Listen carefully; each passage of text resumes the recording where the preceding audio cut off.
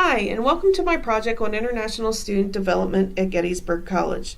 This project looks at various international student issues on a small liberal arts campus and how we as student affairs professionals can help them navigate the campus environment through their identity development. Many colleges and universities are being challenged to provide requisite support for various subcultures of students on campus while they're obtaining their degree. International students are posed with a series of complex issues as they are not only trying to navigate their campus environment, but they are also subject to governmental rules and regulations. The political climate in the United States has made it even more difficult for international students to come to the U.S. to study. However, colleges and universities still want more international students as they help to maintain and promote their diversity and inclusion initiatives. International students themselves want to come to the U.S. as they see their education as making them more competitive in the ever-increasing global economy and providing them with the tools to address social justice issues within their home countries or even in the U.S. However, these students face various developmental issues as they make the transition from their home cultures to their campus culture. For this project, I started off by interviewing 3 students.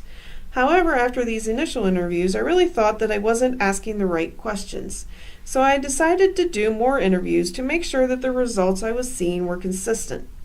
Although the experience of international students at Gettysburg College did not match up with the portrayal of international students at large in the scholarly material, there is a lot that can be unpacked from their experience.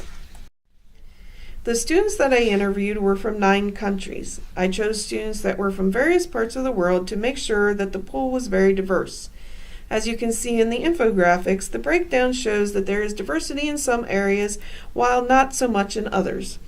While working with these students, one thing became very clear. They rely on each other and their shared experiences to help develop their identity at Gettysburg College. During the interviews, there were 2 major themes that came out about international students. The first was whether or not they chose to assimilate to campus culture or adhere to their own home culture. And the second was how to become a global citizen, focusing on making a difference. There was a clear divide between the male and females on this topic, with the females clearly invested in retaining their home cultures, while the males were more in line with assimilating to their campus culture. However, all of the students were adamant about wanting to make a change, whether that was in their home countries or advocating for social justice in the U.S. In order to achieve this goal, the students concurred that support of international students on the college level was extremely beneficial, but that they also relied heavily on each other for social support. In order to understand how international students transition through their cultures and their multiple identities, it is important to understand the theories that are the basis of their development. For this project, I used several theories: intersectionality, Perry's intellectual and ethnic identity theory, Schlossberg's transition theory, Chickering and Ricer's 7 vectors, and Rose Redwood and Rose Redwood's social capital theory. Intersectionality helps practitioners understand the value that students place on their multiple identities and how they have to work through them while making meaning out of their environment and how they fit into it.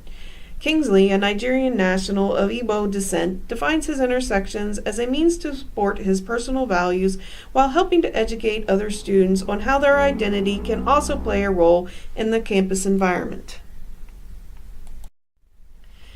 When looking at Perry's schemes and how they fit into the development of international students, it was clear that the dualism mode did not apply to the international students that I interviewed. Most of the students had already surpassed the idea of things being black or white or right or wrong. The students had already been relying on their own experiences and understood that not all positions are created equal. However, with one student, Hong An from Vietnam, there was some reverting to dualism in the academic setting as he struggled to learn to navigate a discourse with his professors and how to challenge their position when he clearly had a different experience. In order for students to navigate their multiple identities and transition through the triggers that initiate support strategies, they must have a good sense of the self. By understanding the self, they will be able to cope and function within a variety of settings based off of their strengths and weaknesses. Students will also be able to assign significance to these transitions.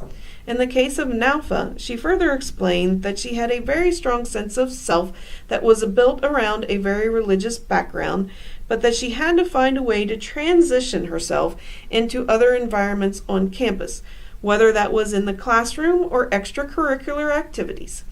She had to develop her purpose in these environments based off of her own personal values and intersections. Angeli brings up a very good point here, that similarities and differences do not necessarily hold back students from interacting with each other.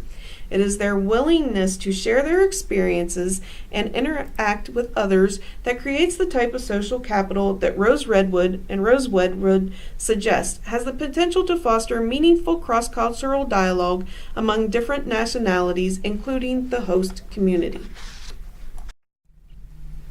Although the Gettysburg College International students that I interviewed had nothing but good things to say about how they transitioned into the campus environment, their stories help to reiterate that student affairs professionals have a role in making their experience seamless. One way to promote this would be through global mixing.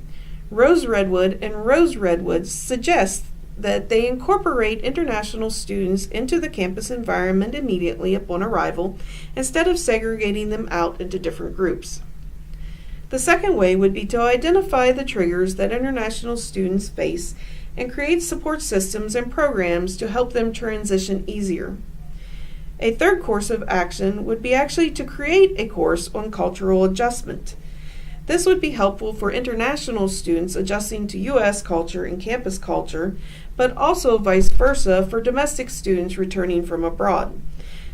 This type of course would help students navigate new spaces and to explore their identity. I hope you enjoyed this presentation, and I look forward to working with you all in the future as student affairs professionals.